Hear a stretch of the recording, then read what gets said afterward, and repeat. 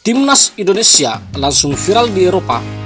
Begini reaksi dan respon tiga pemain keturunan Jordi Amat, Sandy Walsh, dan Shein Patinama usai Timnas Indonesia hajar peringkat 84 FIFA pada pertandingan FIFA Matchday.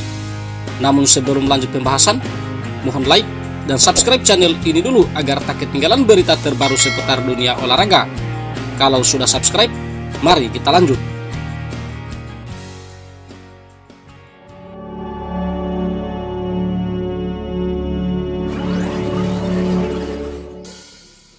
Timnas Indonesia berhasil meraih kemenangan 3-2 atas Curaçao pada pertandingan FIFA Matchday yang dilakukan di Stadion Gelora Bandung Lautan Api, Bandung pada Sabtu 24 September 2022 malam waktu Indonesia Barat.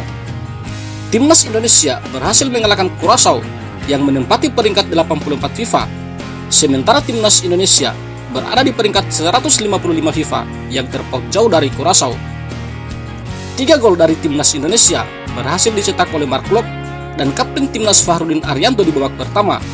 Sedangkan di babak kedua, Timnas Indonesia berhasil unggul atas Curaçao melalui gol berkelas dari Dimas Derajat.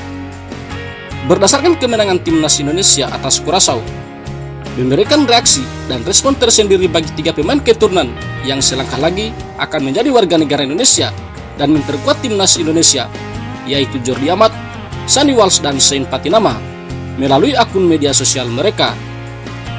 Untuk Jordi Amat, sebelum bertanding memberikan semangat kepada penggawa Timnas Indonesia, dan usai Timnas Indonesia berhasil mengalahkan Curaçao, Jordi Amat langsung mengunggah rasa bahagianya melalui Instastory-nya.